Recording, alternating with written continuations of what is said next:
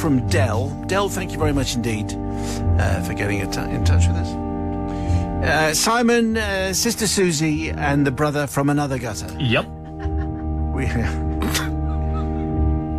Does your wife call you that? No, she doesn't. Does she not? I think it could catch on. That would be certainly interesting.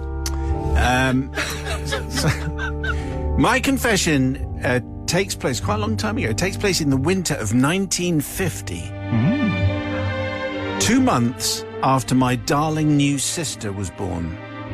You know the song Lonely Boy by Andrew Gold? It has the lyric, in the summer of 53, his mother brought him a sister, and she told him, we must attend to her needs. She's so much younger than you. And it continues, he ran down the hall and he cried. How could his parents have lied? When they said he was their only son, he thought he was their only one. How true.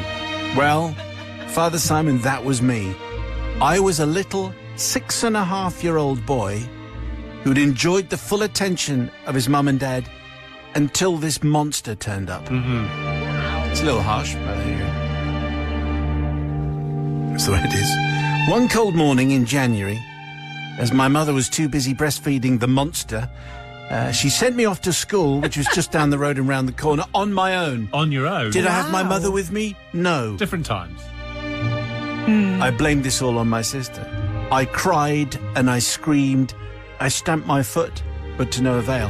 I had to go, and I had to go on my own. So off I went down the road, tears streaming down my cheeks, only to see coming the other way, like a barge in full sail. Outdated reference, really. Do barges have sails? No. A barge in full sail was Mum's friend, Mrs. Philpott, a voluminous woman, Father Simon. Oh, lovely. What's the matter, Dell? Why are you crying? She asked, and without even waiting to hear my sad story about being pushed out of the house because of the monster that had been thrust upon me, she said, how is that lovely little sister of yours?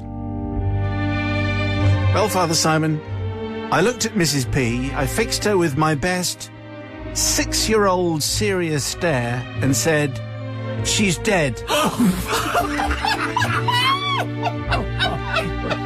Anyway, I delivered the line and I walked off to school. As you can imagine, this hit Mrs. Philpott rather badly. What? Wow. Evidently, I'm told she rushed off home in floods of tears to tell Mr. Philpott. Oh, no. And then could not pluck up the courage to visit my mother.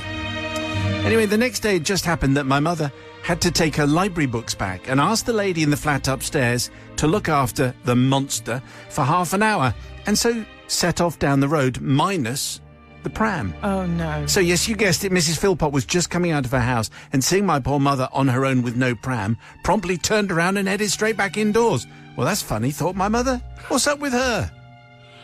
Anyway, she carried on. Some 4 days later, my mum went shopping with my sister in the pram. But as you did in those days, left the pram outside the shop with the monster securely strapped in and went inside to buy her groceries. Well, yes, you guessed it, Mrs. Philpott was inside already. And upon seeing my mother, disappeared behind the sacks of sugar because there were no supermarkets in them days. Yes. I mean, we are going back super long time. Sacks of sugar, yeah. Well, that's it, said my mum. I'm having this out with her right now. What's the matter with you, Gladys? I said. Are you avoiding me or what? Anyway, she said this to the now half-hidden, nearly hysterical Mrs. Philpott. I'm so sorry, says Mrs. Philpott, about your daughter. What about her? Well, she's died. That would be why. Yeah. Whoever told you that, says my mother. Well, your boy Dell told me. Oh, that boy, said my mother. His pork pies, Gladys, they're just getting bigger and bigger. He's just a little jealous. That's all. Come and see. And out they went outside the shop to ogle my delightful, new but slightly ugly sister. My mum, fortunately, had a brilliant sense of humour, and she saw the funny side, even if Mrs. P was slightly upset by the whole proceedings. Anyway, she then went around and told the story so many times, I can nearly remember it happening. Anyway, it's today. It's today. I know it's slightly shocking, isn't it, really? Oh, yes. It's the slightly shocking musicy bit, which we like to get to. I would like to know, though, what people are going to make of this, because it's quite shocking, but he was 6.5, and so therefore maybe his slightly jealous riposte was justified. Checking in with the voice of authority, Sister Susie, from the pub. Del, do you know what? I think I don't think I can forgive you, because I am a younger sister, have an older brother, and he probably would have done and felt begrudged when I arrived, and probably did something similar. So I just can't. You're an older brother, and I just got to side with a little sister, I'm afraid. I think an awful lot will depend on where you are in the pecking order as to how you respond. Believe me, it will. Brother from another gutter. There you go.